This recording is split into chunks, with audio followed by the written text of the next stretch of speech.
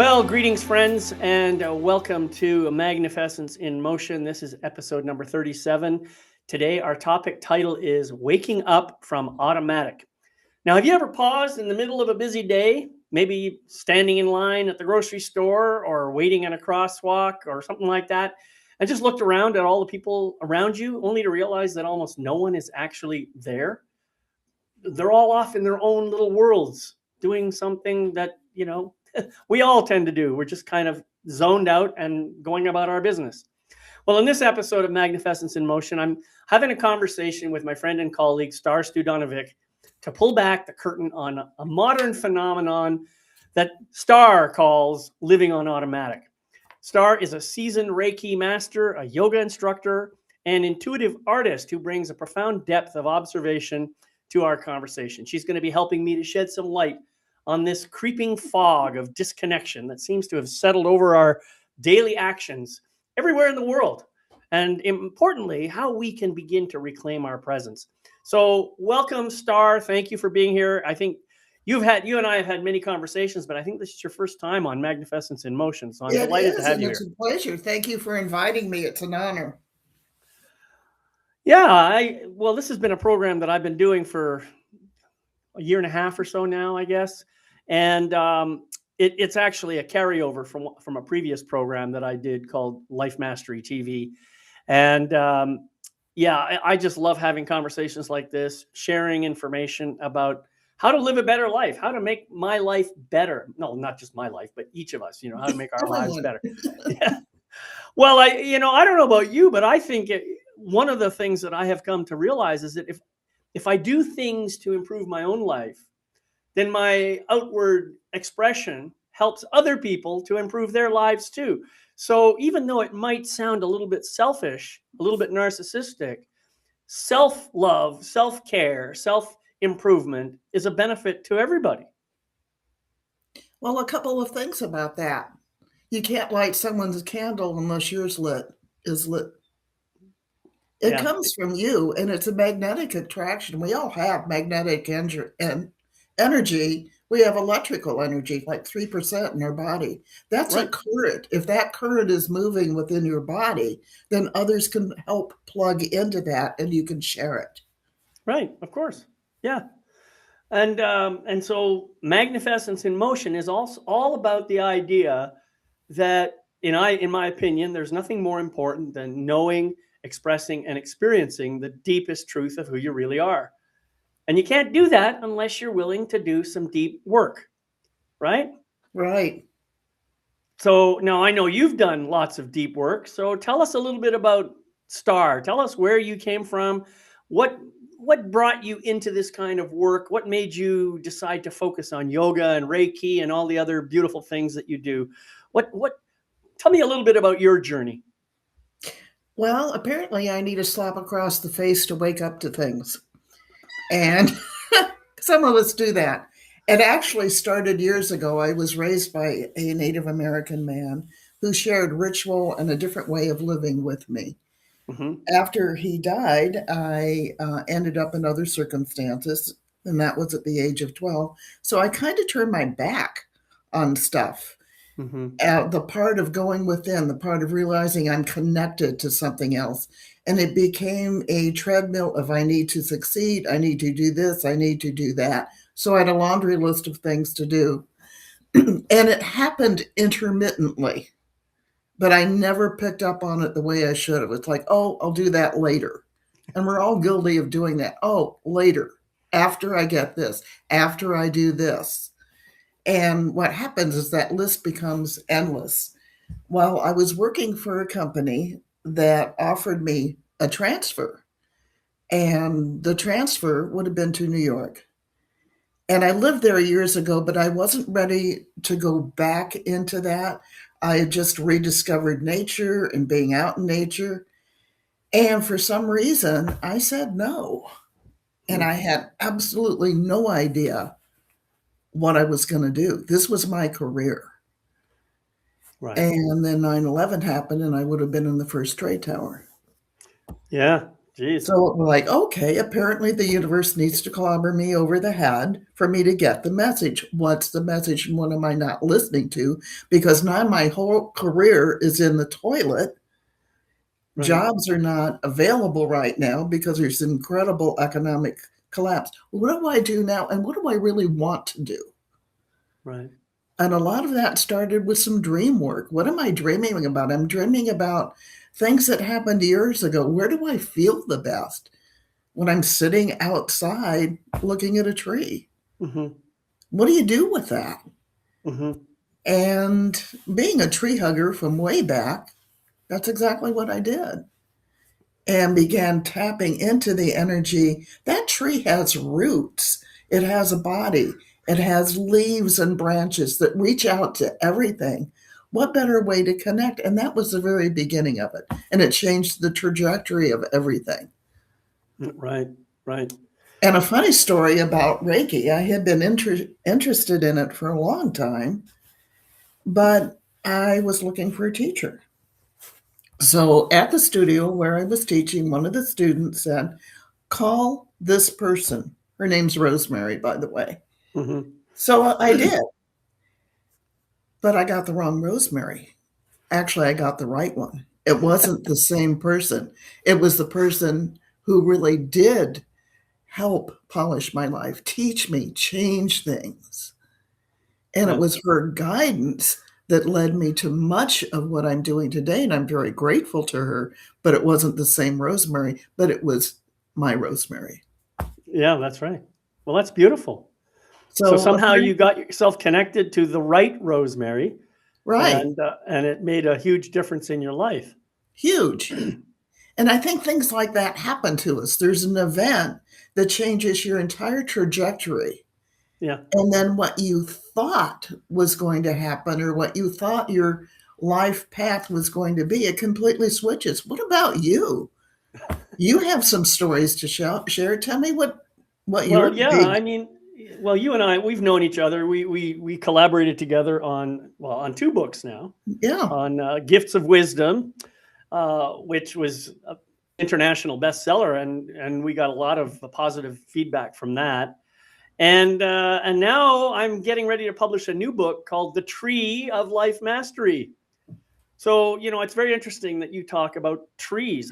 Trees have featured very strongly in my life in recent years, and the tree of life has just been kind of an image that keeps showing up Mhm. for me in a lot of different ways. And so I thought, Tree of Life Mastery, that's going to be the title of my book.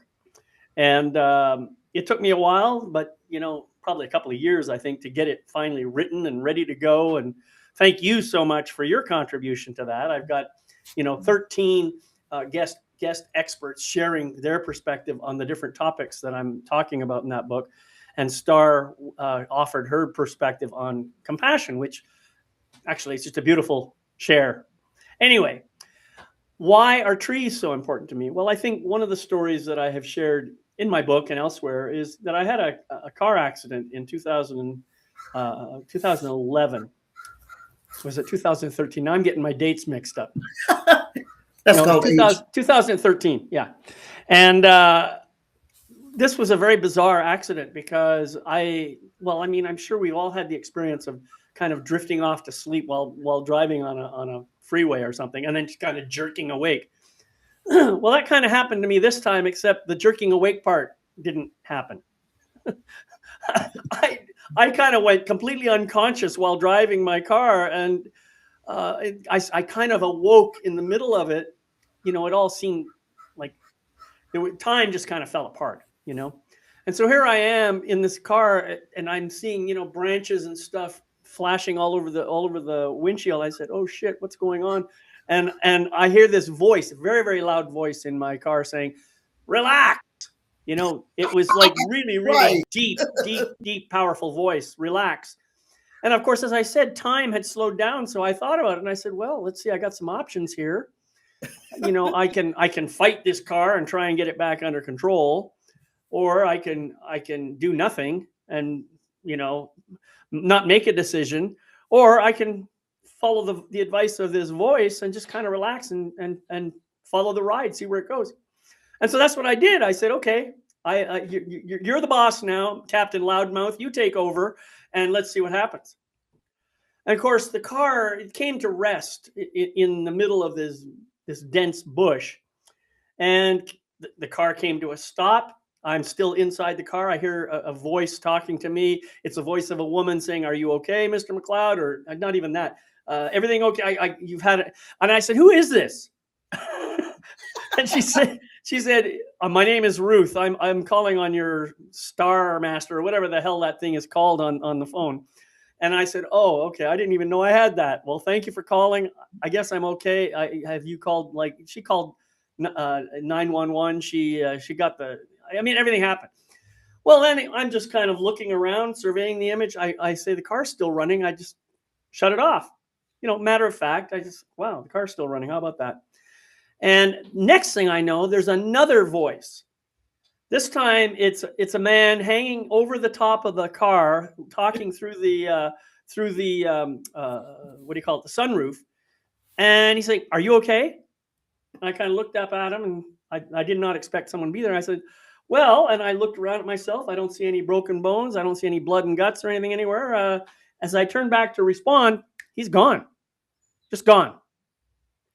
I said, "That's weird." The guy was vaguely familiar. I don't really remember who he was, but there was something about the energy that was familiar to me.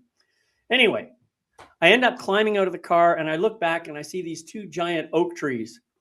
They can't be more than, what car was I driving? Oh yeah, a Hyundai Sonata. So it was exactly one Hyundai Sonata width apart. Those trees. Not a lot. And there were, were the big gashes where the car had kind of scraped through. And when I took a double take, because I realized those gashes were like, 5 or 6 feet off the ground. So I had literally flown through the air between these two trees, or been guided somehow between these two trees, to come to rest on the ground. Now, that's a long story, and I don't want to go into any more details, but let's just say that as a result of that, I realized how trees were important to me in my life, because they saved my life, quite literally. And so from that point forward, I started thinking about trees in a much different way than I ever did before, right? Yeah. And so, that's just one little story of how the energy of this universe is so interwoven. None of us is disconnected from anyone or anything else. We're all part of the same fabric. We're all part of the same energy. And I've been talking way too much. This is supposed to be you talking, so you go ahead. But just an aside here, for folks who are listening to this, David's a pilot. It's just he had the wrong vehicle for that in this instance. Well, I used to be a pilot. That was a long time ago. Yeah. And yes, I have done a lot of flying in my time. But anyway, yeah, that's an old story that I could share at a different time. But all of this is important. But the other thing, when you think about a tree, it isn't just a tree. In almost every religious tradition, there is a tree of life. Right. If you're looking at the Kabbalah, if you're looking at Celtic wisdom, if you're looking at the several different religions, it all has to do with the symbol of the tree of life. Right. Yeah.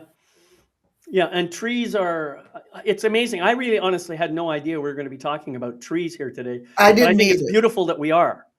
Well, another Because, thing about trees, you talk yeah, about connection, and this was an experience that I had when I was in Mexico, of being a little bit disembodied, looking down and seeing the interconnection of what happens with trees and their connection with roots. They're all intertwined. There's this that's right. entire communication system. We don't even see it. We That's see right. the tree and all these little separate trees. That's not true at all. Right. They have an entire connection system. So there's lots of lessons. There's a root, there's the body, there's the spirit, the arms, there's the connection. They aren't That's right. separate from each other. They send messages to each other. We That's can do right. the same thing. Yeah. Well, as long as we're on the topic of trees, I have to bring this up. I don't think I've ever talked about this on any kind of a show before. But I have noticed a lot more memes and videos and all kinds of stuff coming out nowadays about giant trees that used to exist on our planet. Yeah. And one of the famous one is when you look at, what's it called? Was it the Joshua tree? No, I'm talking No. about, if you look at, what was that? The name of the, it was the Devil's Mountain or something in I want to say Montana. That was the subject of the Close Encounters of the Third Kind. That mountain that Oh, Richard Dreyfuss was trying I to love make, that and they end up, film. yeah, that mountain. If you look at it, it looks like the base of a tree. It's been cut Mhm. flat off the top, and the thing is massive. Well, there are apparently thousands of such trees all over the planet that more and more people are waking up to. And so now everybody is asking, where did these trees go? How? I mean, they must have been, Yeah.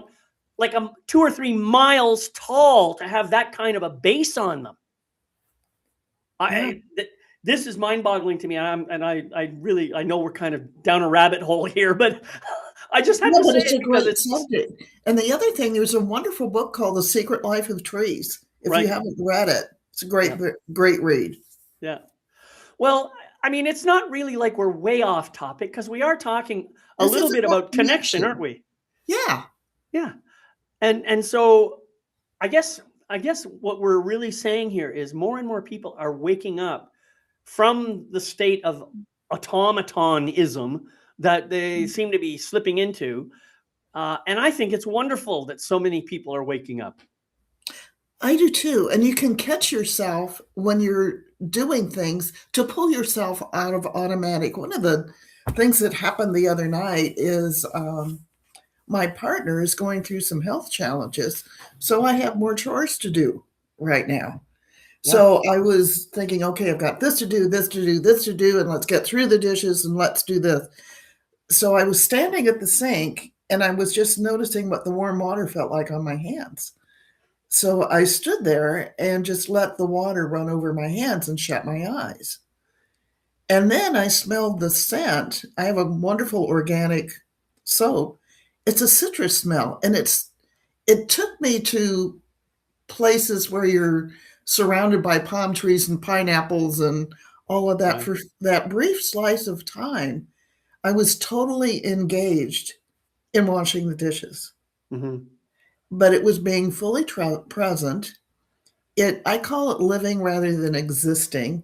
Mm-hmm. But I'd much rather live than just exist. So it can be the simplest, most mundane thing that brings you back to present time. Exactly. And yeah, I think that's a beautiful example that you describe. I find dishwashing to be very meditative. Yeah. Yes. And for me, it's washing pots of all things. Huh. I kind of get connected to the metal of the pot and the scraping of the stuff, and Mhm. I just get into a zone, and Mhm. it sounds so weird, but I don't know. Well, there's actually a name for that, and it's actually what yoga's about. Right. Yeah. So many people think yoga's about looking really good in spandex and doing some kind of weird Right. pose. And And that's I not don't what look it. good in spandex, I'll tell you that. Okay, we want to see a picture of that on the cover of the next No, book, not David. a chance. So, a couple of things about that. It's from the Sanskrit word yuj, which means to join. So, Uh-huh. here we have another connection. So, Right. anytime that you're joining your body, your mind, and your spirit, technically you're doing yoga, but that's being in that zone. Right. Yeah. And that's the zone that you want to be in when you're doing things like yoga, like working with clients, like everything that you're Right. doing. Even when you're pleased, do that when you're driving and not Exactly. be automatic. Yeah. It's that's really a good point. I mean, it's all about awareness, isn't it? Just Awareness of the being present totally moment, present. not so much necessarily awareness of you know oh, the bills I got to pay tomorrow, or the Mhm. damage that so and so did to me yesterday, or anything like that. It's about being right here, right now. Right now. Yeah. And that's crucial. Probably in everything you do. You couldn't have reactions to what you need to react to if you're zoned out. Right. Yeah. And you see that in traffic a lot. Well, and not only that, but I'm sure you've said this yourself and probably heard it. Um, Reactions shift when you become more present. It's not so much reaction, like, oh yeah, I got to do this now. It's more like, oh, I have an opportunity to respond to that situation. Right. It's switching from reaction mode to response mode. And there's quite a difference in energy for both of those. Big difference. Just like there's a difference between hearing and listening. Right. Yeah. So much of the time I see people maybe hearing something, but they're not engaged. They're not listening. Right. They're Yeah. engaging the response. They're kind of halfway there. What about if we really connected and really listen, but not just listen with your ears? Right. Listen with your senses, listen with your heart, listen with your mind. Yeah. It'll be a That's different very kind of connection. right. That's a very good point. Well, I describe 4 or 5 levels of listening in my book, The Tree of Life Mastery. Level 0, of course, is not listening. You might Yeah. also call that ignoring, paying no attention. Level 1 listening is you're kind of there. You're sort of semi listening, but your modem, your modus Yeah. operandi is all about waiting for your moment to respond. Right? Waiting for an opening so you can argue with the point or whatever. Right. That's kind of level 1 listening. Level 2 listening, you start to amp it up a little bit. You get a little deeper and you're starting to pay more attention to the words and not necessarily so involved in trying to, diagnose somebody or fix problems or anything like that. You're more present to just the listening part of it. Level 3, now you start to bring in those things that you were talking about, paying more attention to body language, to what's not being said, and other stuff like that. And then level 4, to me, this is the optimum level of listening, is where I'm fully present to you. I'm hearing everything you're saying, and I'm engaged in a way that encourages you to go deeper. So I might ask questions along the line of, wow, that sounds pretty intense. Tell me a little more about that. Or what were you feeling when that happened? Or tell me what were you thinking? What was going on? You see, I'm trying to get you to have the deeper experience by listening more deeply. So those are the 4 levels or 5 levels that I've identified, and there might be more, I'm sure. But for people who are just getting started in amplifying their listening skills, it's a great way to get going. And then think about what's interfering with that. Right. Moving into the health realm, it could be as simple as you have brain fog from something that you're ingesting. You have brain fog from a collection of heavy metals, which we all have because we live in a polluted environment, no matter where you are. So there are ways to get around that. There are ways to help that. I work with a brilliant biochemist who has tools for that. But there's other things. There's your environment. Perhaps you're in physical pain and that's preventing you from engaging. Your mind could be foggy. You're distracted. All of these. Or it could be you really just don't care. Right. And that's a deeper problem. Right. Yes. And not only physical problems, but also mental issues. I mean, think about, we all have ego minds.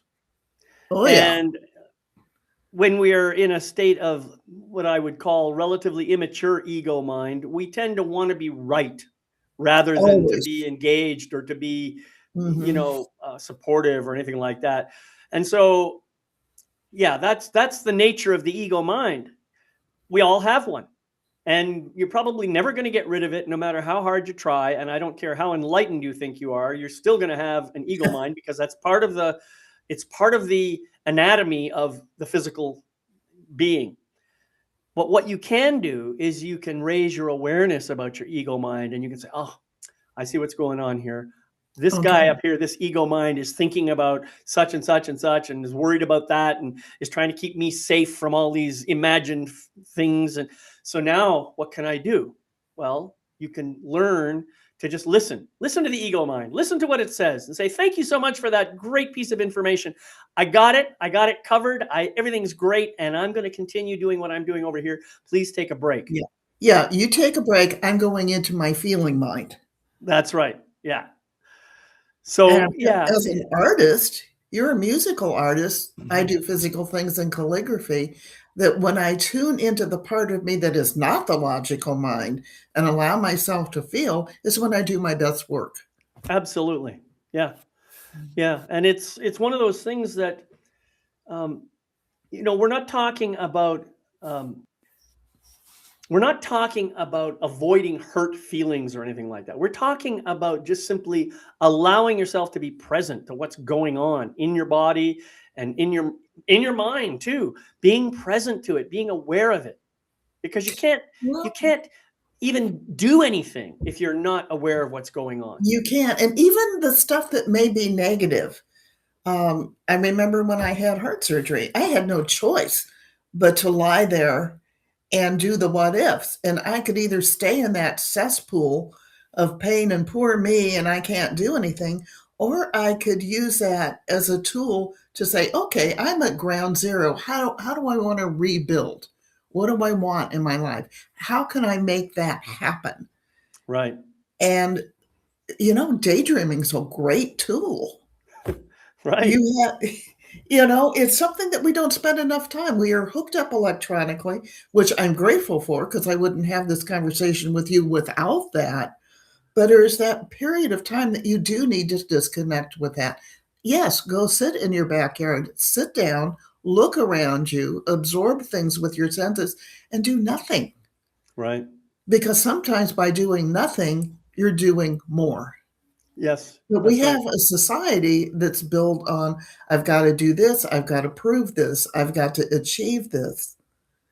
And you don't have any of that. That's an exterior. But if you don't have it inside, you really don't have anything. Yeah. Right. So what if Exactly. you have a great career and have all the money? If you don't have engagement with yourself and others around you, and you're not fully engaged in the life that you've been given, why? Right. I'm glad you brought this up. I think this idea of having to be connected in the electronic sense is really crazy making if you really get down to it. Yeah. Um, I take my dog out for a walk twice a day, and we're out for at least half an hour. And for both of those walks, I don't have any cell phone or anything with me. Good. And what blows my mind is how many people I see out walking, and their face is They glued to aren't a cell phone. walking. Yeah, they're not present at all to what they're Hmm. doing.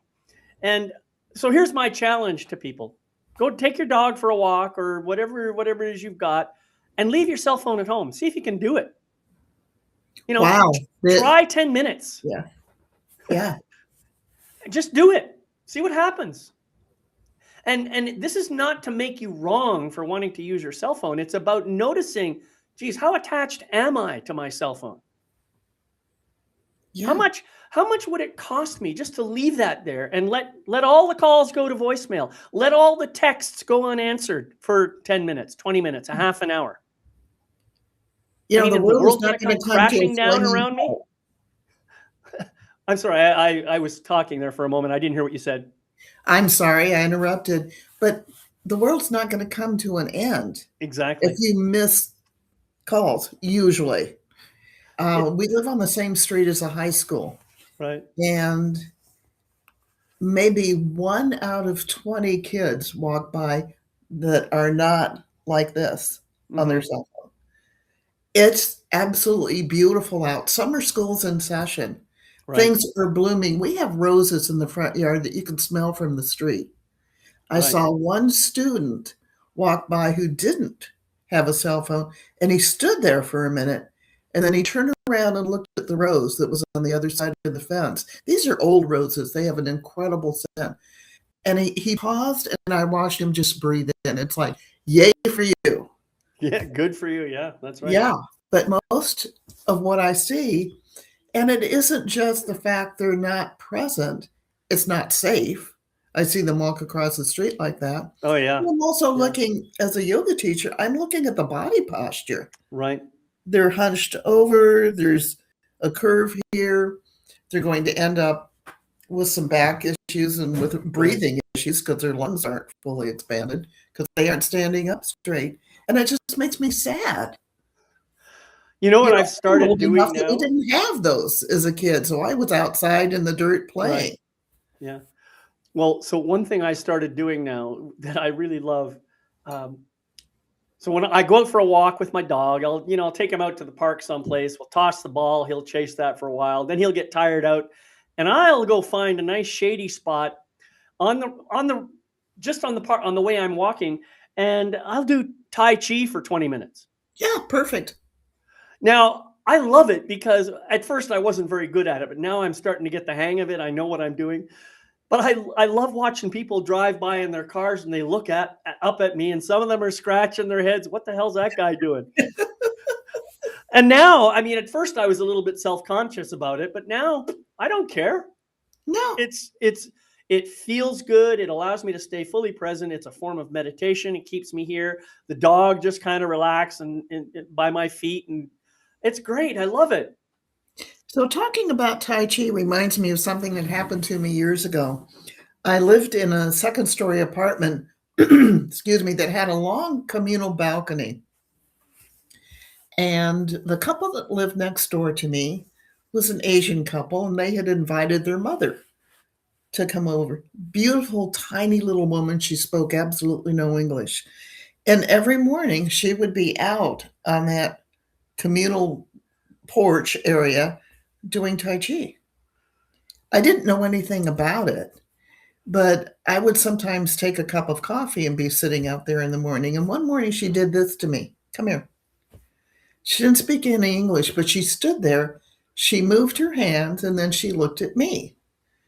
Yeah. And what she did was teach me movements without language. It was Yeah. body language, it was Right. energy, it was smiles, Yeah.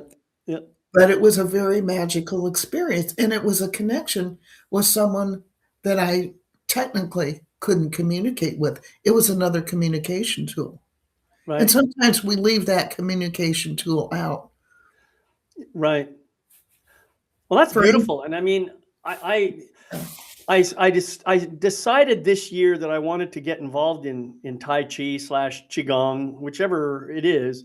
And so I found a guy who actually teaches it, and I started doing his classes. And it was working great because it was Friday morning and it didn't interfere with my schedule at all. And so I was with him for like 2 or 3 classes, and then he switched times to a different time of day, and I can't go anymore. So now I'm doing it on my own, you know.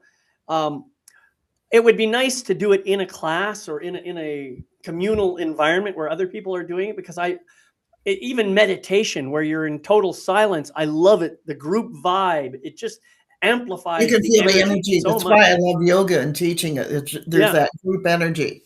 yeah. Well, I'm also doing yoga twice a week, by the way. So, Good. yeah.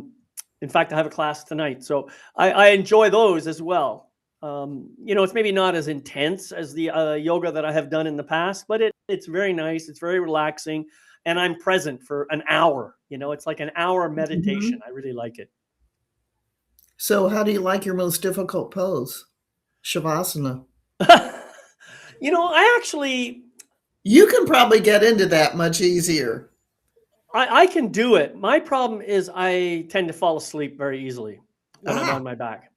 And I don't I prefer to be able to stay fully awake and aware while I'm doing it. mhm. I did the Shivananda yoga retreat for like I was there for 10 days or something, and we would do yoga for 2 hours twice a day. Mhm. It was intense. But I'll Yeah. tell you, when they did the Shavasana at the very end, it was a Oh, very yeah. active Shavasana. And the teacher would go through from head to toe, or maybe it was from toe to head, I can't remember. Tense up just your foot, nothing else. That's it. Connect. Yeah, tense up your foot and nothing else.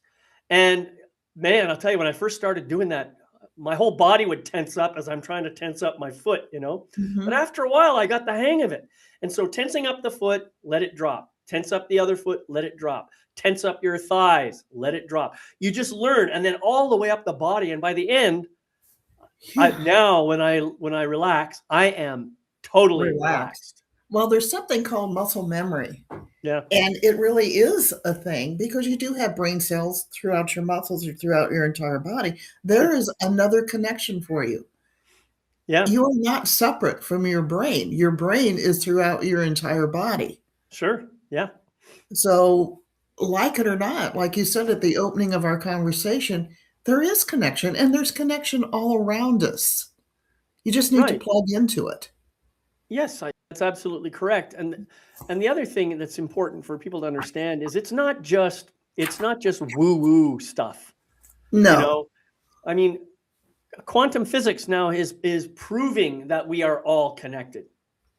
That everything emanates out of this what they're calling zero energy field, or the dark energy field, or whatever they have. They have a variety of names for it, and they can see particles popping into existence for a fraction of a second and then disappearing again.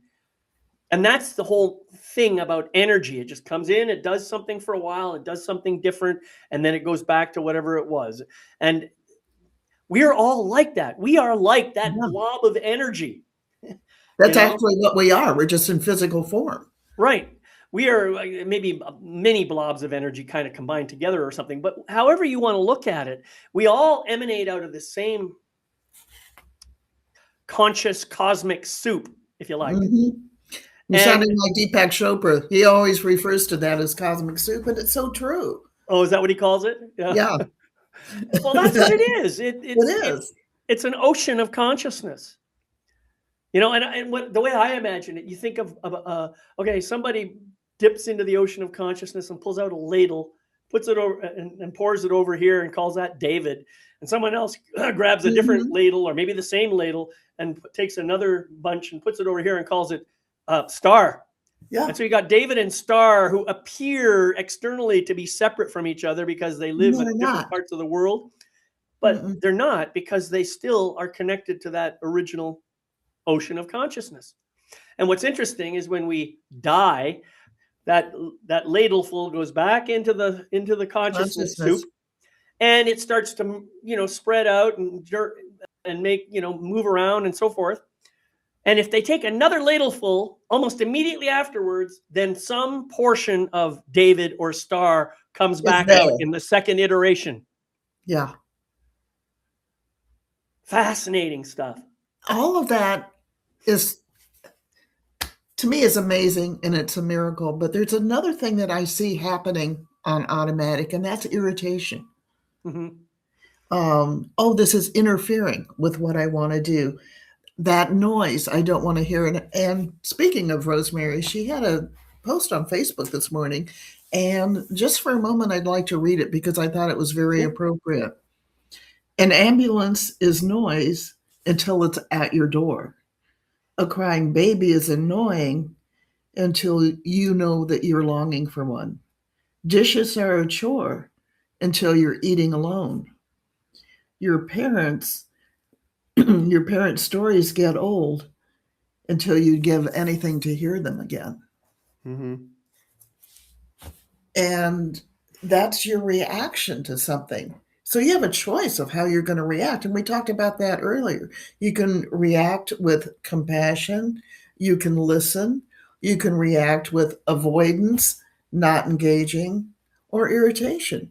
But Right. that's also a personal choice. That's right. And all of us make those choices at different times in our lives, and every choice that we make has a consequence, at least one consequence. Every choice. It Yeah, doesn't matter what that choice is. Now, the consequence that you create from your choice may be desirable or not desirable, depending on what your intention was behind it, right? right. And the thing is, once the choice is done, the consequences will fall out whichever way they do. You cannot unchoose. You can't take back a choice. All you can do is go back later and say, okay, that choice didn't work out so well. Now I'm going to try something different. But you But can you have also, to be with that aware of the choice, consequences before you can do that. but aware of the consequences. But when you have a choice of how you react That's right. to that, Yep. and sometimes that's your biggest lesson. That's right. And some of my worst choices have been my best teachers. I prefer Well, not that's to true. do that again. But look at how many people go back and reflect on past choices and then say, wow, I really didn't do a very good job choosing that. So they start beating themselves up about it. Oh, we're so good at that. Yeah. And well, my invitation to people like that is just say, okay, take a break and ask yourself this very question. If a friend of yours was reacting or responding the way you are now, what would you tell that friend? And most people will say something like, listen, you made the best choice you could under the circumstances with the information you had available at the time. Yeah, maybe it didn't work out so well, but now you can learn from it. Yeah. So you can either stay in that pit of despair, right, or you can crawl out and move on. And that's right. Again, the choice between living and existing. There are so many people that are living in the past. They're walking around remembering a childhood trauma, and they still have that grievance. It may have happened, it could have happened, but you can actually reframe that. No, it wasn't pleasant. It's over with. It's in the past. One of my other wonderful teachers is M.J. Durkin. Do you know who he is? I haven't heard that name, no. Oh, Google him. He's amazing. And he talks about creating new grooves, that you have these old grooves. You've processed the absolute crap out of them. Now create some new ones. Yeah. And I'm going to share one of his things that I use when I drive a lot. My personality seems to change when I'm behind the wheel of a car. No. Oh, yeah, I'm not so patient sometimes. I've never noticed that on my side. Yeah, I bet. I'm always so calm, cool, and collected. Right, especially since you fly between trees. I got that. That's right. A couple of things happen that I will be annoyed. I will be impatient. But I'm also not looking at where that person might be coming from. They might be running a red light because they have a dear one in the hospital. I don't know. Right. So he has this little trick where he puts his finger here and he says, reset. That's where your pineal gland is. That's where your third eye is. And I find I use it frequently when traffic is bad or when I'm impatient. I like that. Reset. Reset. I like it. And it changes the framework of what you're doing and how you're going to react. It's quick, takes less than a second. That's right. But it seems to be very effective. Create a new groove with that. Right. Yeah. And so here's another piece of information that I think people can get benefit from. Creating a new groove is a wonderful, wonderful idea, but don't beat yourself up if the groove doesn't take immediately. Yeah, perfect. Yeah. You know, this is one of the things that I have learned about my life, and I share this. My metaphor is the idea of ruts in a road. You know, the longer you drive on a dirt road, the deeper the ruts get. So if you want to make a left turn on a road that's going straight, you have a hard time getting out of that rut to make your turn. Well, your brain is very much the same way. The more time you spend on particular ways of thinking, the stronger those neural pathways become, and the harder it is to shift away to a different way of thinking. So that reset button is great. You may not catch it right away. You may find yourself, yelling at this driver for 5 miles down the road before you finally say, oh, damn, reset. Reset. Don't have to stay there. Then you'll start to switch. But give yourself permission to learn, because it takes a while. It takes a while. And what you're trying to do is reduce the amount of time it takes from the onset of whatever the triggering moment is to that reset button being pressed. You want to shorten your time frame so that you can come from response rather than reaction, like all the time. Which makes sense, because for instance, emotions, you can stay in a negative frame of mind. We have a very difficult economy. We have difficult political situation. You can become so enmeshed and go down that rabbit hole of negativity and anger that it permeates your entire being. Right. And that's not a place where you want to be. In the first place, it's not good for you. In the second place, it's not going to help anyone else. Right. If Yeah. you are this little ball of negative energy running around, what are you showing other people? How are you helping them? You're Exactly. not helping yourself. Right. And it does start with us. That's right. Clean house with yourself first. Yep. And again, I'm going to just keep hammering this point away. We're all human. We're all going to fall into this trap of being caught in the negative emotion and letting ourselves wallow in it for a while. Don't beat yourself up when you catch yourself. Gently and lovingly invite yourself out of that way of thinking. My dad had a really good trick with that because as a kid, I went through a phase where I was messy. Apparently, the OCD had not kicked in yet. But he had told me, he said, if you have anything on the floor of your room in 2 weeks, I'm giving it away. I didn't believe him. He did.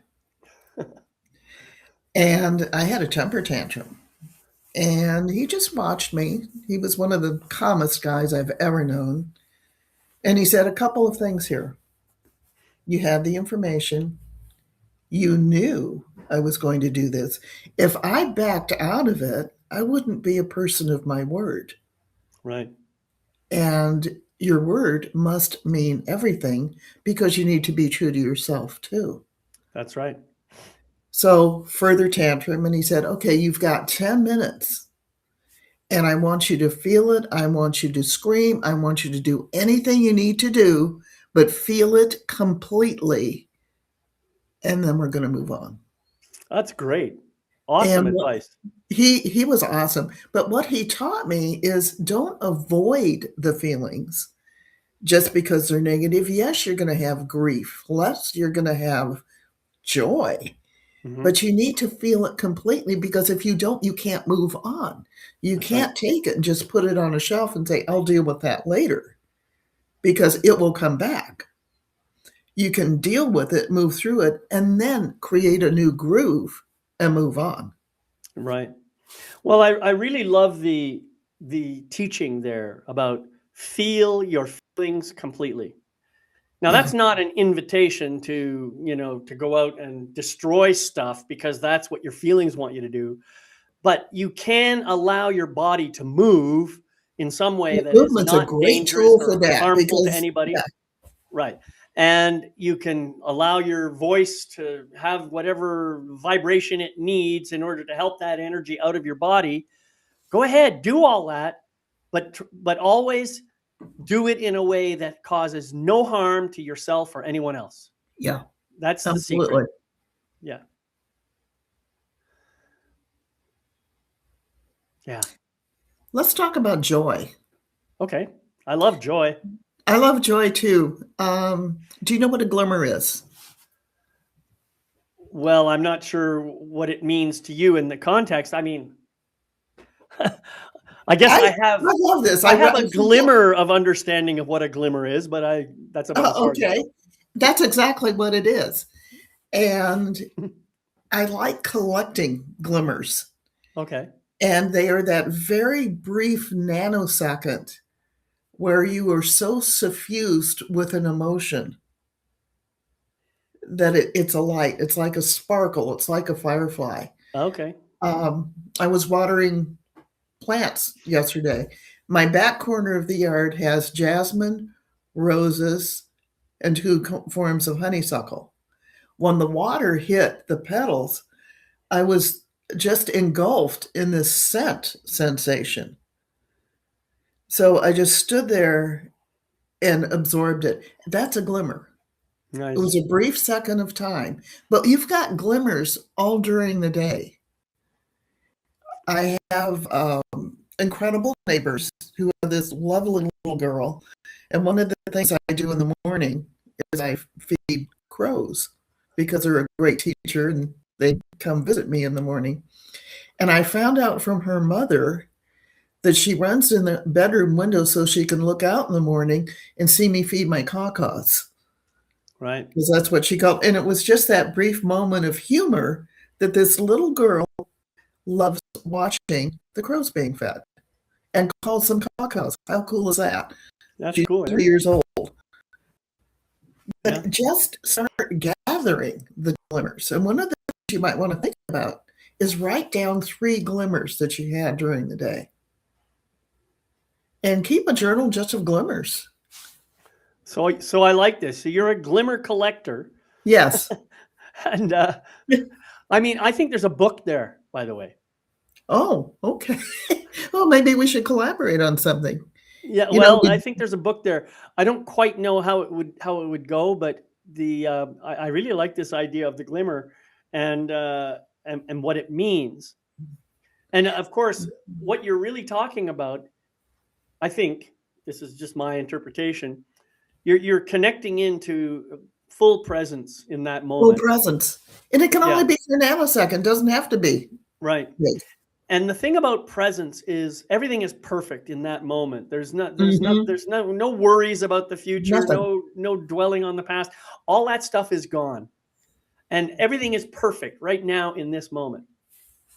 Right? And Yeah. so what do you feel in that moment of perfection? What does it feel like physically, Yeah. emotionally, spiritually? Right. Yeah, great questions. And I think I notice for myself when I'm in that state of presence, I definitely feel a very, very strong immersion into the infinite field of gratitude. Yeah. You know, and maybe that's what we're talking about here. When you have a glimmer, you're actually bringing yourself into the present moment, and you having that attachment, that connection, that powerful electromagnetic force of gratitude just kind of flowing through you. Yeah. So I got this crazy visual image of you doing Tai Chi with a butterfly net and collecting glimmers. Yeah, it's funny. It's funny you mentioned butterflies. I remember when I was younger, I used to see them all the time, Yeah. but now I don't see them as often. And I don't know if there's something has shifted in our Some of that's atmosphere or environmental. what, but yeah, things have changed. I don't see bumblebees as much either. Come to my backyard. Yeah, We have a lavender plant that started tiny. Is now taking off up half a segment of my yard. right. And last night when I was watering, it was covered with bees. I was like, yay, we've got pollinators going on Oh, here. good. So Well, you can plant different kind of plants that will attract that. right. In my backyard, I got hornets. They're not so pleasant. Oh, Bumblebees. I mean, the big, fat, the juicy big ones. fat Yeah, yellow fuzzy those are the ones. ones that I love, and yeah, I love watching them. They're so fun to watch. Did you know that they take naps in flowers? I never thought of it that way. They I guess do. I have noticed bumblebees not moving very much in a flower. I never thought of them as taking naps, but that's Apparently they good. do. Yeah, So what a great, talk about a glimmer. Talk about a good place to take a nap. There you go. right. And that's Isn't the other thing. That's the connection I'm seeing sometimes being severed between us and other species. right? You have a dog, you have that connection. I am owned by a magnificent Maine Coon cat Uh-huh. who teaches me about connection all the time. Right. Touch, that's another sensation that kind of went away with the pandemic because we couldn't touch each other. We were masked, we were separated. And some of that has carried forth. Learning was all done remotely. If you want, it's a form of learning, but there wasn't much connection with Right. that. It's funny you mentioned touch. Somebody once asked me, if you had to give up all your senses but one, which one would you keep? And I really thought about that for a long time, and I realized there's the one I would not want to lose is touch. Yeah. To know I still have connection. I Yeah. mean, I don't think I'd want to lose any of my senses, to be Oh, me honest, because either. I enjoy them all. But if I had to lose all but one, I want to keep touch. Yeah. It was interesting to me. I had a student who was blind, and I had an incredible person who trained me in yoga, Annie Adamson, wonderful woman. But she taught us to deal with different circumstances and never give negative feedback. If you're going to give feedback, you might want to try this and see if it feels better. But she would always frame it like that. Hmm. And also taught us when you're teaching, shut up, give instructions, but not an entire discourse. And when I had this student, I realized just how much words matter because he couldn't see what I was doing. He could feel it and he could hear it. So that was sharpening the focus on what's essential. Where do you put your foot? But I'll always ask a student before I touch them Hmm. and asked him if he allowed touch. And just the sensation that watching his body language when I touched him was like, oh, okay.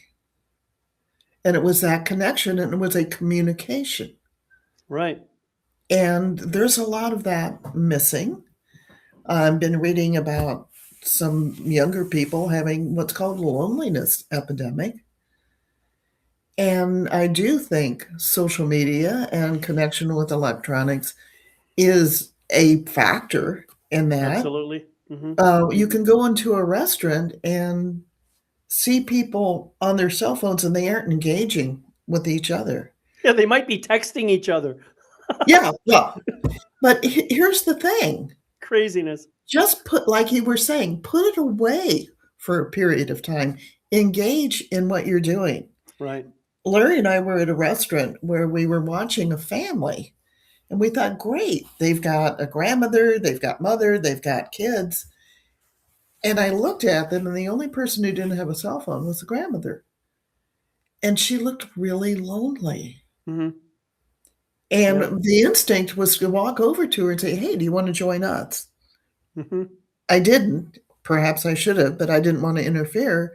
But it just brought home the importance of the personal connection, even if it's for an hour, and Right. then go back to your phone. And like I said, we wouldn't be doing this session. We wouldn't be talking to each other without the electronic. It's a magnificent tool, Right. but it's not the only tool. Right. Yeah, that's I agree 100%. Well, look at the time. It's been almost an hour already, Oh and my gosh, that flew by. we've covered a lot of ground in 57, 58 minutes. And so I want to give you a chance to offer a final gem of wisdom about what it means to wake up from automatic and reconnect. Okay, we're going to do a very quick meditation. If you're listening, shut your eyes. Plant your feet firmly on the ground. Take your left hand, put it on your heart. Take a breath deep from your belly all the way up and simply feel your pulse.